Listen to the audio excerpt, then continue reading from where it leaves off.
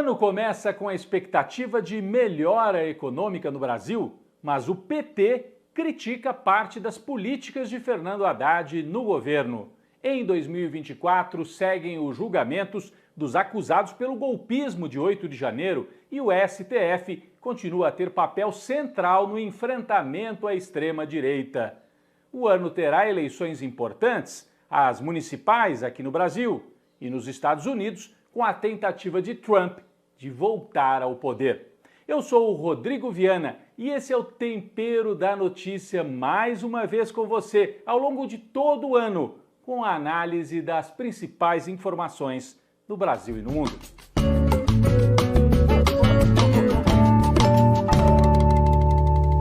Em 2024 começa com a expectativa de que este seja um ano de mais normalidade política no Brasil. Vamos lembrar que o primeiro ano do mandato de Lula, 2023, começou com os atos golpistas de 8 de janeiro. Então foi um ano em que os primeiros meses ficaram muito voltados para isso, a consolidação da democracia, a defesa da democracia que estava realmente em risco. Nesta segunda-feira agora, acontece em Brasília um grande ato institucional para lembrar o golpismo e para repudiar o 8 de janeiro. Neste ato estarão presentes o presidente da República, Lula, os presidentes da Câmara e do Senado, ministros do Supremo e vários governadores. As imagens do 8 de janeiro correram o mundo e entraram para a história. Foi um momento em que a extrema-direita atacou o Estado brasileiro, atacou a Constituição, depredou fisicamente as sedes dos três poderes. Isso nunca tinha acontecido no Brasil.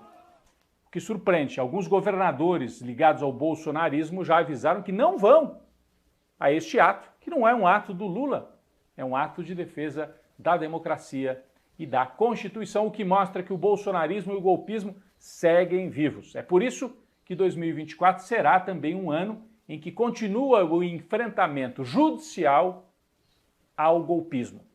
Seguem os julgamentos no Supremo Tribunal Federal. Aliás, o ministro Alexandre de Moraes, que é o grande responsável por esses julgamentos lá no STF, deu uma entrevista agora, na passagem de ano, dizendo que tem informações, e que isso está nos inquéritos, de que alguns dos revoltosos, dos golpistas, apoiados pelas Forças Armadas e pelo bolsonarismo, chegaram a planejar a morte dele, inclusive com um enforcamento em praça pública. É algo seríssimo. Nós estivemos à beira de um colapso total da democracia no Brasil.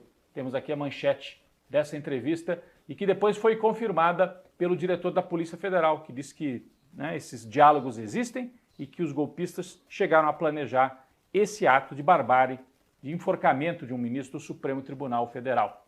O Judiciário, portanto, vai concentrar os seus esforços nesse enfrentamento ao golpismo de 8 de janeiro, enquanto o Poder Executivo se mantém firme na ideia de reconstruir o Estado brasileiro, que foi destruído.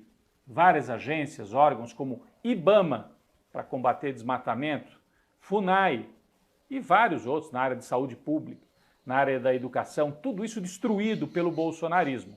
Então o governo está nesse esforço de reconstrução e de estabilização da economia. A economia terminou bem, como nós já vimos, crescimento de 3% em 2023, e agora existe uma expectativa como vai ficar 2024. Com a estabilidade, os investimentos privados voltam ao país? A gente espera que sim. Mas o PT, o partido Lula, está fazendo um alerta e, de certa maneira, entrou em choque com algumas das políticas adotadas pelo Fernando Haddad, o ministro da Economia. Tanto que o Haddad foi para a imprensa e deu uma entrevista reclamando do PT, dizendo: os deputados, as lideranças, muitas delas comemoram os bons resultados do governo Lula, mas me tiram disso, como se a política econômica do governo não fizesse parte disso. Por quê? Porque o PT tem alertado para o exagero na austeridade. O Haddad adotou a política do déficit zero.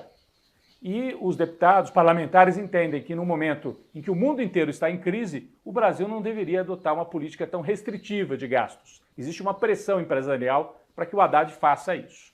O Haddad deu essa entrevista, nós temos aqui também as respostas. A presidenta do PT, a Gleisi Hoffmann, respondeu, disse que o PT tem direito de fazer críticas, e o Lindenberg Farias, que é companheiro, parceiro da Glaze e é um dos deputados da esquerda ali do PT, também criticou a política econômica do Haddad. Mas isso me parece que é uma espécie de tática do Lula, né? De um lado, o Haddad faz o jogo que agrada aos empresários e de outro, o PT cobra para que não se exagere, não se vá para uma austeridade tão grande que possa colocar em risco, inclusive, programas sociais e a retomada da economia. Se você faz muita austeridade, você diminui a atividade econômica, você diminui a arrecadação, diminui a capacidade do Estado de investir também. Isso preocupa os setores da política, porque vai haver eleição em 2024. Então é um ano em que se busca mais estabilidade, mais conforto econômico e também com o olho nas urnas. 2024 a gente vai ter eleição nas cidades brasileiras.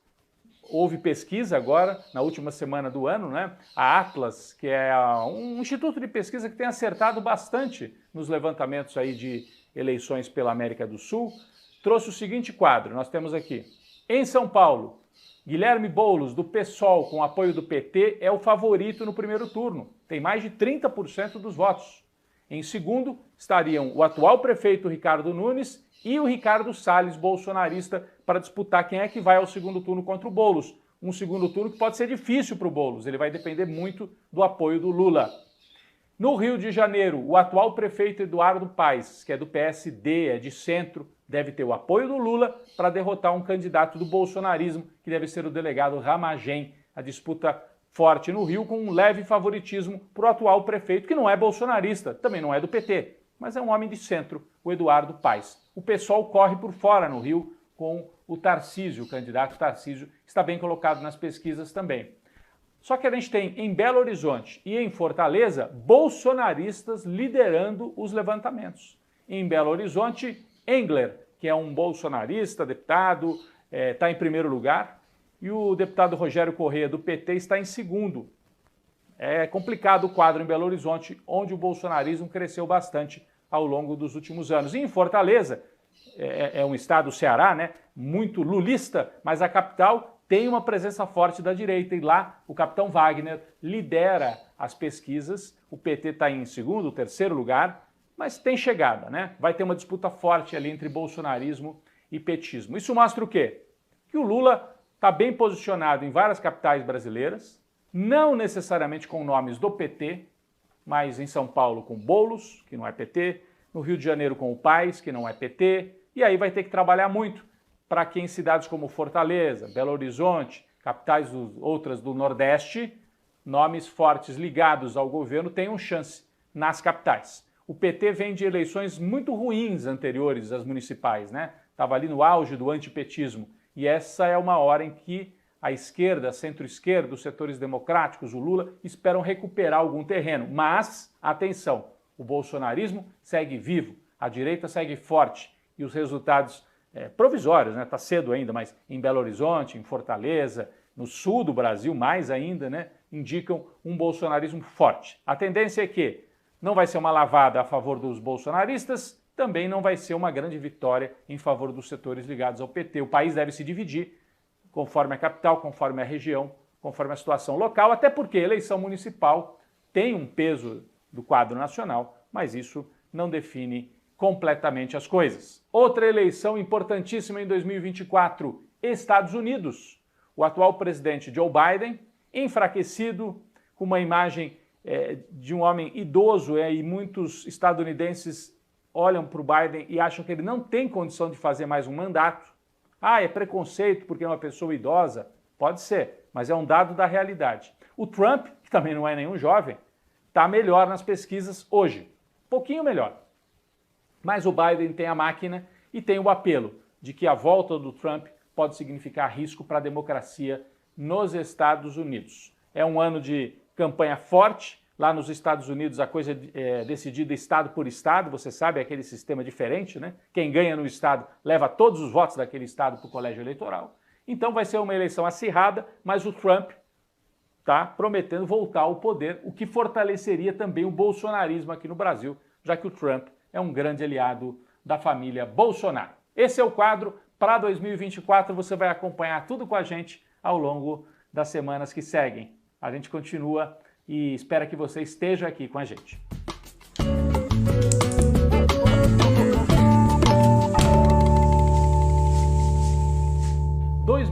24 começa com o risco de que a guerra, o massacre em Gaza, transborde para outros países da região. Por isso, quem está na panela de pressão esta semana é o Oriente Médio como um todo. O que aconteceu?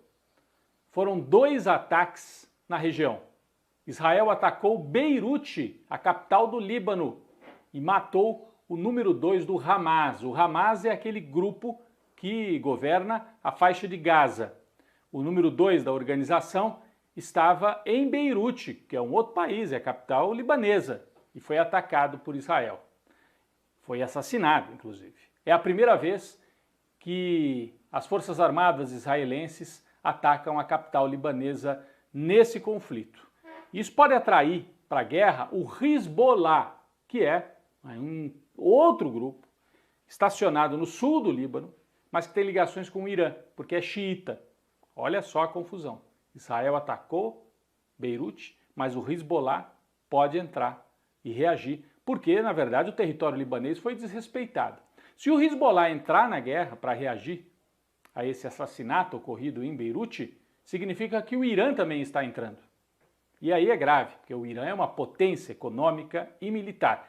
E, paralelamente ao ataque em Beirute, houve um outro ataque, um atentado com quase 100 mortes no Irã, no local da sepultura de Qassem Soleimani, que é um mártir, considerado um herói lá no Irã. Então esses 2 ataques no Líbano e no Irã trazem o risco do envolvimento de outros países nesta guerra, transformando o conflito de Gaza num conflito regional. Por isso, o Oriente Médio na panela de pressão, a nossa preocupação. Continuamos de olho nesta guerra.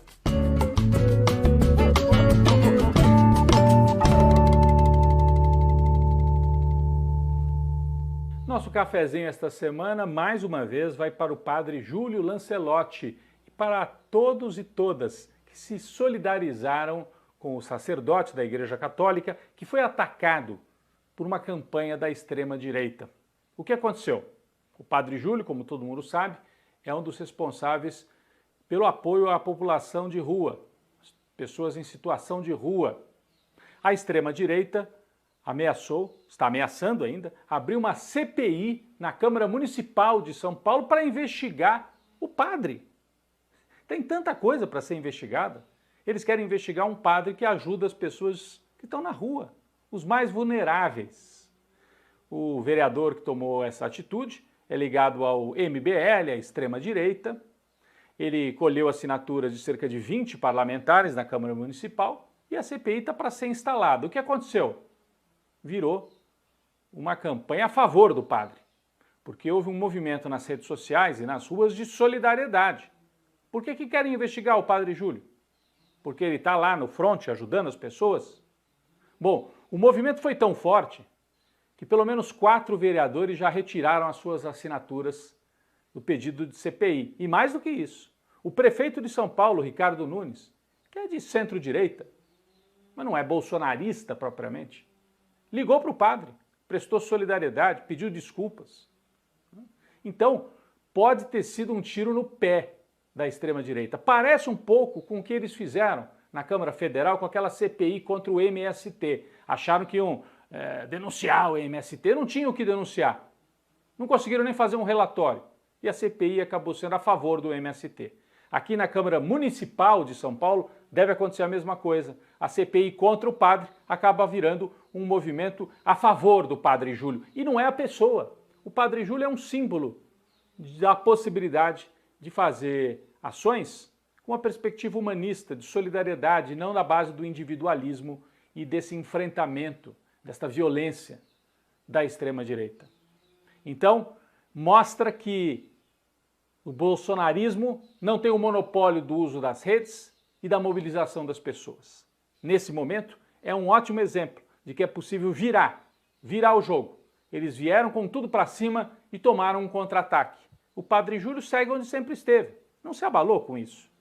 Vai continuar fazendo o trabalho dele na rua, mas agora talvez até com mais apoio, com mais visibilidade. Um cafezinho para o padre Júlio, que simboliza a ação de solidariedade e humanismo no Brasil.